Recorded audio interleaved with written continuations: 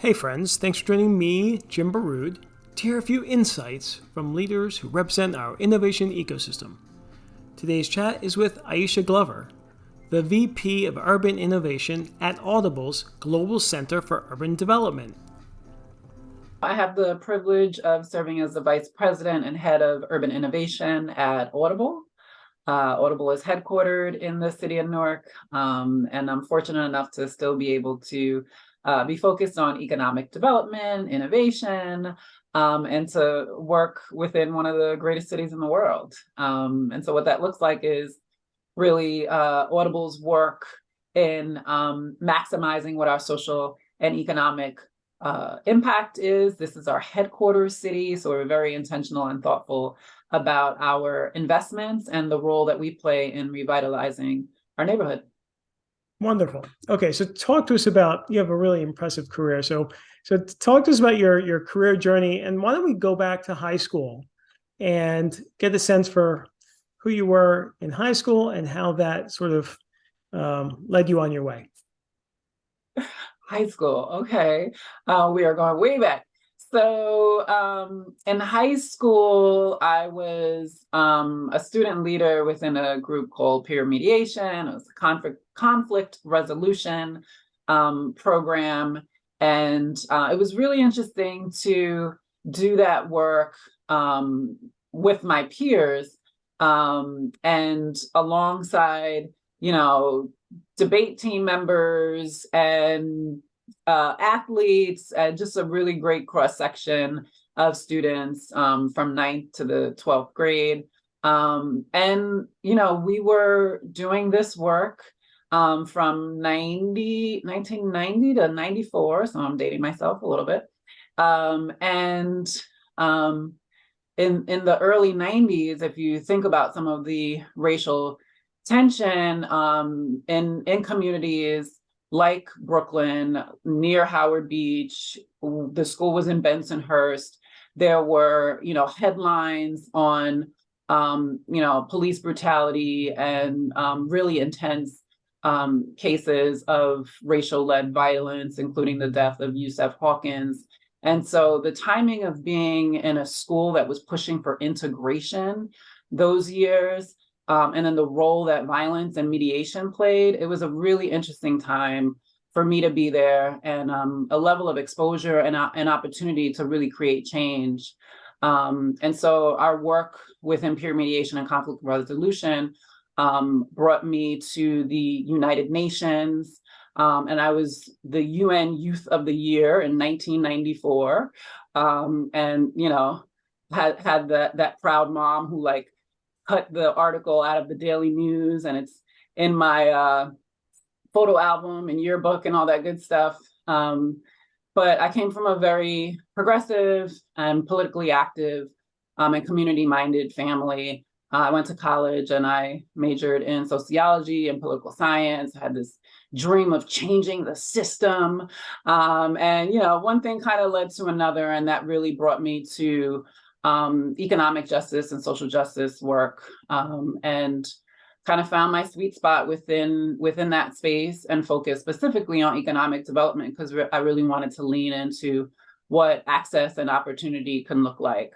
And I really got my sea legs at the Brooklyn Navy Yard Development Corporation.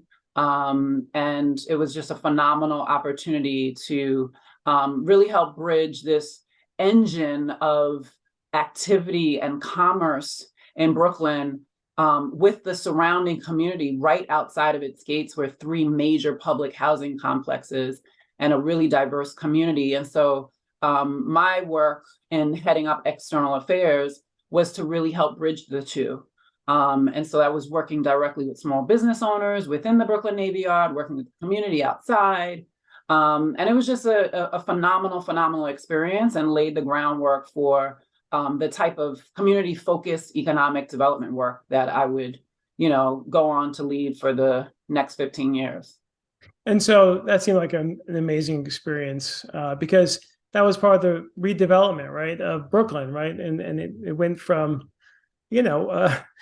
not the hotspot that it is today to the hotspot, right? You were sort of part of that process, right?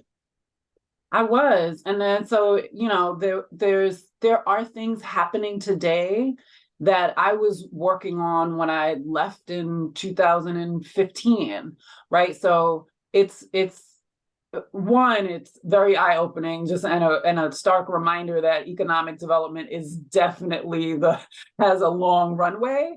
But it also like is a reminder that your actions today have impact ramifications, both positive and negative, for years to come. And so to be very deliberate in what that approach is and what that approach looks like. One very quick example is that we worked to open up the Brooklyn Navy Yard. It was like this walled off 300-acre industrial park, kind of cool. Maybe some people went dumpster diving, artists, but mostly old school manufacturers, traditional warehousing. And we happened to land a really large film studio. I'm clearly oversimplifying, right?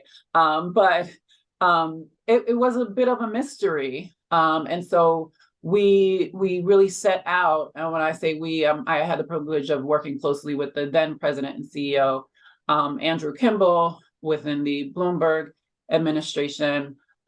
We really had the opportunity to open the walls. We created an exhibition and visitor center, essentially a museum, offering for the first time public tours, educational programs. We put our employment center there to help local folks get jobs. And so that really became my North Star for, this is really how this work is meant to be done, focused on small businesses and entrepreneurs, kind of blending old and new, making sure that you're doing it for the benefit of people that live in the communities in which places like this have an impact. And so it was awesome to kind of help lead the groundwork that is the Navy Yard today, which is called this national model, right? That doesn't just happen. It has to be curated, and it has to be programmed in a way that's respectful of the past, who was there, what their contributions were, so that way they don't get pushed out, in hopes of getting some shiny new object. Right. And so that's why you were recruited, the rock star that you are, recruited to Newark, right? Which has historically been struggling and needs some of that, that energy to rebuild and become a hub, a hotspot like Brooklyn. Is that why you were brought in? And tell us some of your. So the quick point of clarity, and everyone always assumes I was recruited. I came to Newark on purpose. I came here because I saw the opportunity, having worked in the Navy Yard, 300 acres, and it's almost like its own little mini city. I was living in Jersey and commuting to Brooklyn, and I had my eye on Newark for quite some time. I was following the Brookings Institute and Bruce Katz, had the opportunity to meet him a few times, give him a tour of the yard, and they had done some work in Newark. And so I had my eye on the city, like, what's going on over there? And the mayor seemed like a phenomenal leader. So I came to Newark on purpose. And I had the privilege of initially overseeing all of manufacturing and tech for the city within the city's Economic Development Corporation. And then I shortly thereafter became the CEO. So I drank the Kool-Aid, I bought in, I'm all in, I'm not leaving. I keep joking that even as I change jobs since I've arrived in Newark, it's really just always been focused on economic development and what we can do to help catalyze the revitalization. Right. And you've done a great job so far, but so much to do, right? This is a long journey, as you said. We have to be patient here. So what are some of the lessons you learned from particularly the Navy Yards that you brought to Jersey and to Newark? Sure. I think one big lesson is making sure that you're thinking about a sense of place. Like sometimes within economic development, like old school and traditional approaches is like, we can have one big fix, right? If we just landed this company or we just had this solution. And the Navy Yard actually went through that. It closed as a shipbuilding and naval facility in 1966. And there were so many stops and starts where maybe we can relocate the garment industry. Maybe we can do car manufacturing. There were all of these attempts to create these big fixes.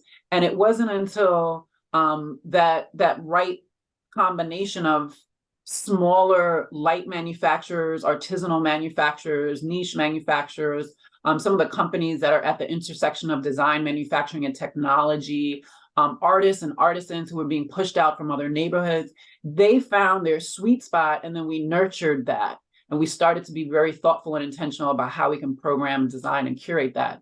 And that was a big lesson learned for me and coming to Newark, despite the fact that I helped to lead the bid to attract Amazon to the city of Newark. Other than that, there's all these, other benefits and reasons and thinking behind that particular effort.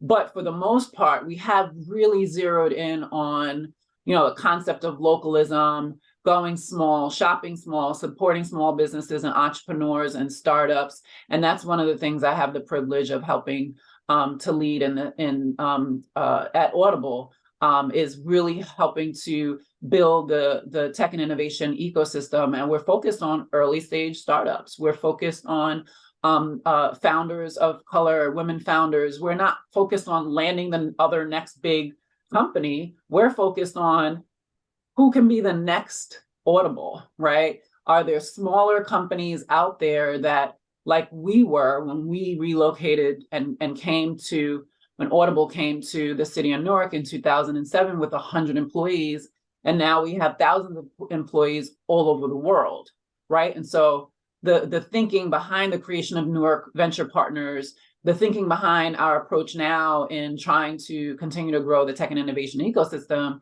is, who are those early stage founders and startups that we can attract, bring to the city, or invest in locally that are already here? So is that combination of organic and inorganic, and hopefully support them in a way that can help them become the next Audible. That's great. And you've been doing such a great job so far. And then Newark Venture Partners has been very successful so far. And I know you're building on that success with some programs, right? Mm-hmm. That's right. And leveraging our own talent at Audible to match them with founders and thinking about what additional supports they need from business development, marketing, legal, finance perspective. So we have a bit of a culture of service within Audible. We call it Activate Caring. And it is a people principle. I never thought I'd be working for a big company reciting what our corporate principles are, but here I am. And that's because it's like truly part of our DNA. And so that within that culture of service called Activate Caring, we have employees that are looking for these opportunities, and it's a perfect way for us to kind of connect them with the companies that we're helping to bring in. That's great. And one of those, you have several initiatives, but I know one that was really interesting is that you help pay for, this is for the employees, I think you help subsidize the rent if they live in Newark.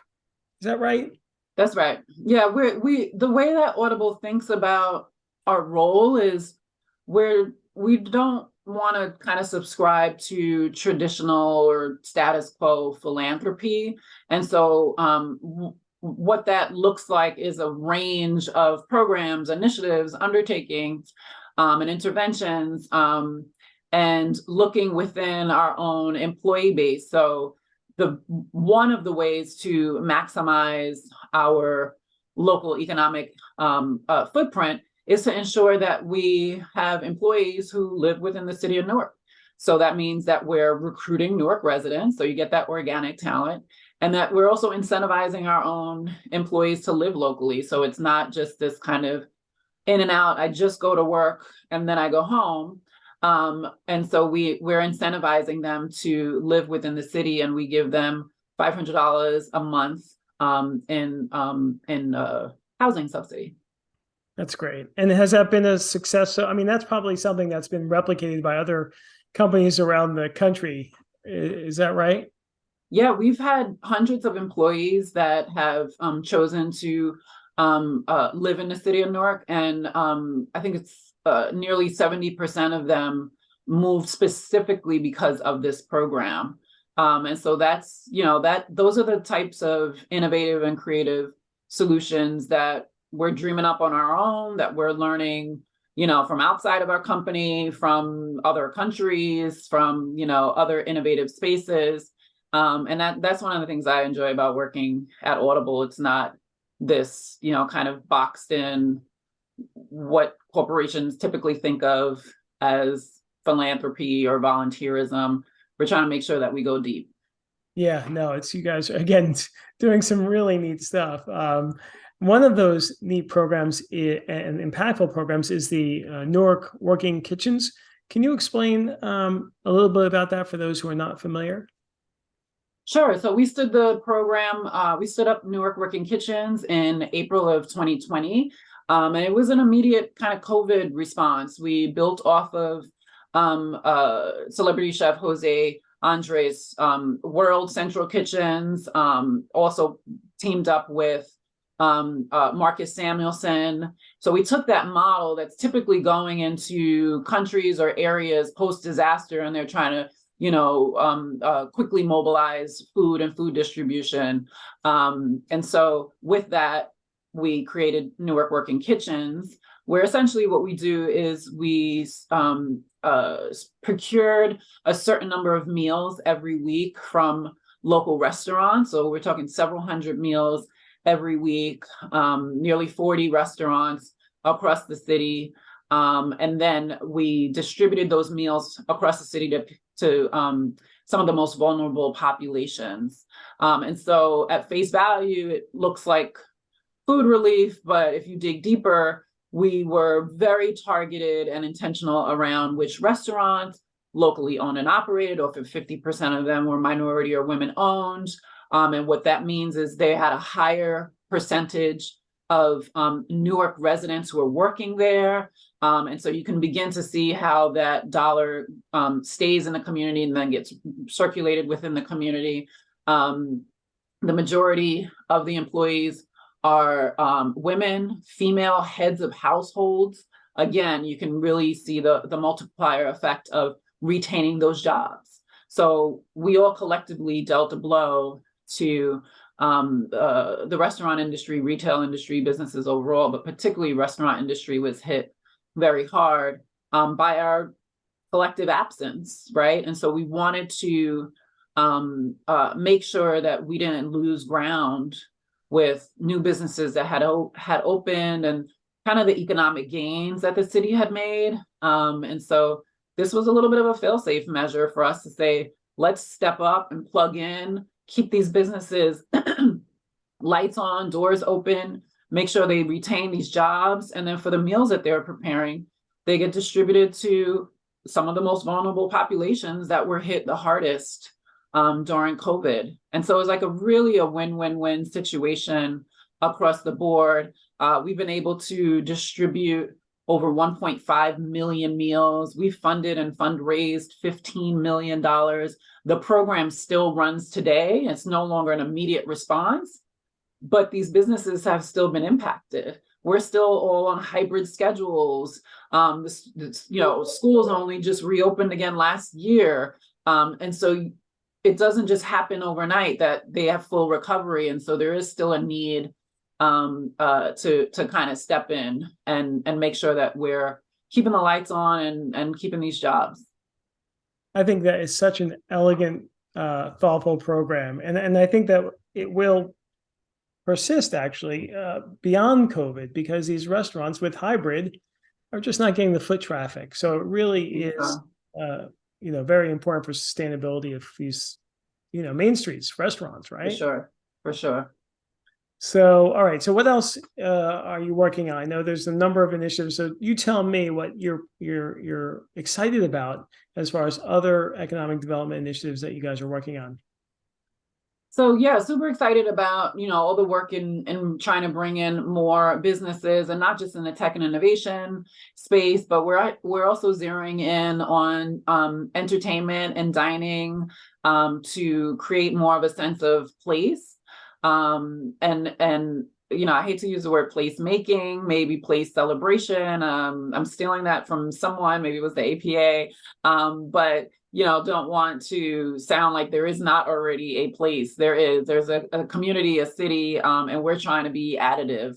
And so super excited to be really zeroing in on other retail and dining and amenities we can bring. And we've invested heavily into the newly named Tubman Park, where yesterday Audible and the city of Newark were fortunate enough to unveil a new Harriet Tubman monument, which is just beautiful and breathtaking in and of itself. But we had the benefit of adding a full audio immersive experience called Monumental, that's narrated by Queen Latifah, a Newark native, and written by Pia Wilson, another Newark native. And so you can see how we're starting to really think about all of this work full circle, right? It's not just a program here. It's like, how do we make sure we design this in a way that feels natural and authentic? And so engaging the community, getting feedback, hiring locally, bringing on local artists. We can't do all this on our own. So we're making sure that we have the right folks at the table to create something that's unique and innovative, but that also feels different. So we're not just in any town USA. Newark is Newark, and it needs to make sure that it, maintains a certain level of creativity, of authenticity, of grit, of it just feeling like it's coming from not this corporate prescriptive solution and what a place looks or feels like. And as storytellers, I think it's kind of natural for Audible to take on some of this work collaboratively, because we're in the business of sharing stories, of telling stories, of understanding the narrative that we want to collectively create and share. So that's been fun to kind of zero in on our corporate headquarters city. Yeah, and I was at that wonderful celebration yesterday of the unveiling of the monument, and it really was spectacular. And however unique Newark is, some of these projects, all the ones we mentioned, are models. And I mean, I'm so excited about things happening in Newark being a model for other cities across the country and potentially the world in some way. I mean, that couldn't be more exciting. sort of laudable, right? Yeah. And appreciated, right? And again, setting the pace, that's something special. And that's hard to do, because there's so many well-funded organizations, companies that are trying to be progressive and interesting. And for us to have Audible doing this work is really neat. And I think that the audio part of that is really interesting, right? Why shouldn't every monument have an audio for accessibility purposes, for explanation purposes? That seems to make so much sense to storytell around physical monuments. Yeah. And look, I hope it does serve as a model and inspire other artists. When the artist and designer Nina Cook-John gave her remarks yesterday from our global headquarters at the Innovation Cathedral, she said she is excited for everybody to see it, to feel it, and to hear it. And if you think about like what we mean when we say immersion, it's like really sparking all your senses. It is more accessible, and it just feels different than when you just see something or just touch something, or just hear it. And so it was really an honor to be able to work on this with the Audible Studios team to help bring it to life. And I don't know that the artists thought that we were going to end up with this shared project, because it didn't start out that way, but it ended up that way, and everyone was just really excited about it. And we're hoping that it also brings more people to the neighborhood, to the park, to Newark, to experience it. and give it the attention and the recognition that it deserves. Yeah, no, absolutely. And I'm sure there's so many cameras there, so I'm sure you guys have a reel, the highlight reel that's going to be amazing. Yes, Really, it just expand the exposure of it very absolutely. widely, because it really was special. So let's get back to Newark in general, right? You've come from Brooklyn, but you're living in Jersey, and now you've been in Newark for a bunch of years now. How are things progressing for the city? Obviously, there's so much investment going on. How are you viewing things these days, especially post-COVID, as we're still sort of struggling out of this pandemic?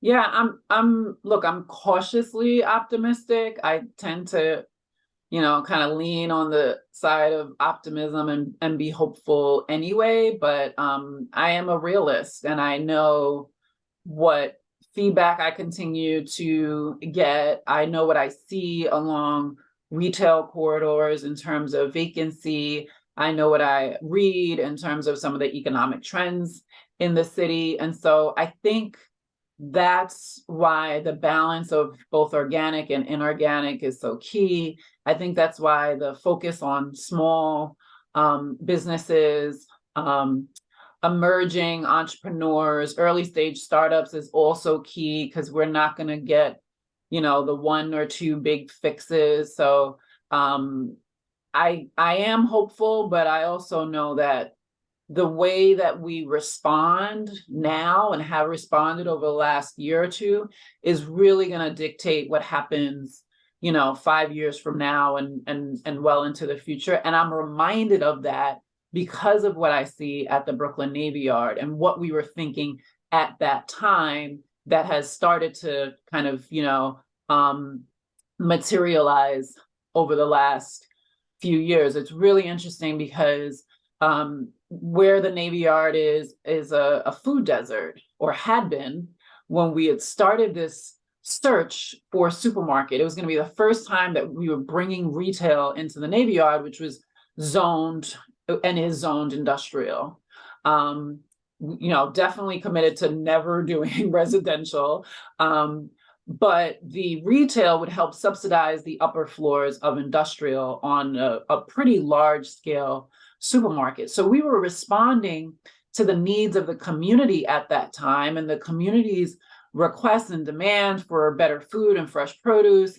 And it's really interesting to see how much there's been a boom in the residential development surrounding the yard. So it just so happens that by the time it was a Wegmans, the first in New York City, but by the time it finally opened, then you're also seeing all this new housing.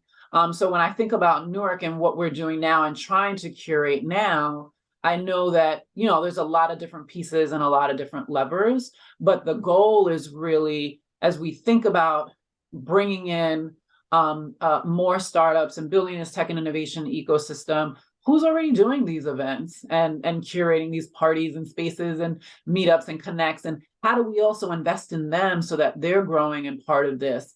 How do we make sure that we take programs like Live Local that we offer for Audible employees and actually extend that to some of the small businesses we're bringing in? Because we don't want to contribute to the same perpetuation of people just come into work and leave. We want to make sure that people are really invested and brought into the city, and that the city is yielding the highest benefit from their presence, right? So it's not an exact science by any stretch of the imagination. It's a little bit or a lot of bit of art.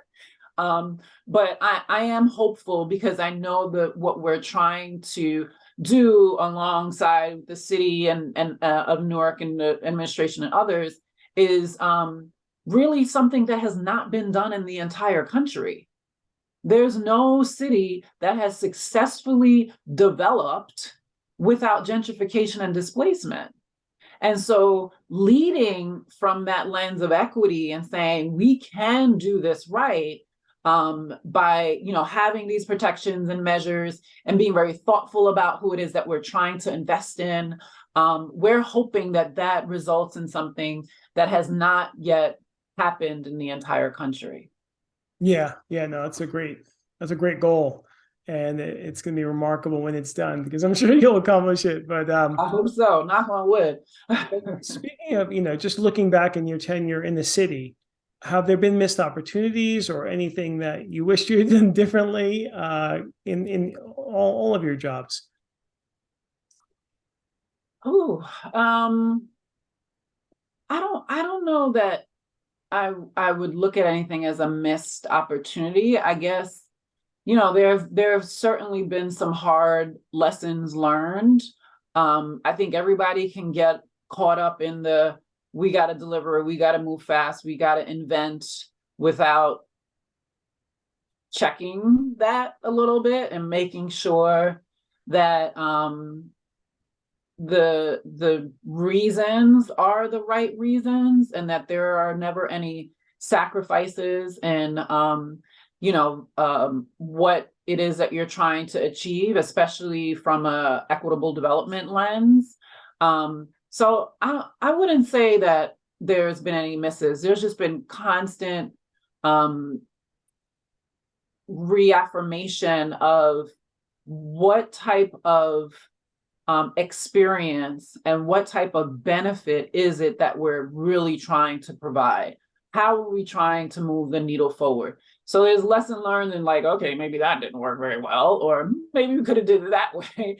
But that I think is just, it continues to move us forward towards, the types of programs that we want to offer, the types of legislation that we might want to advocate around and say, you know what, it's not okay for these property owners just to be sitting on property without developing it. Or, you know what, maybe we can better incentivize this small local business to take on another location if we subsidize their rent for the first year, which is something that Audible is doing.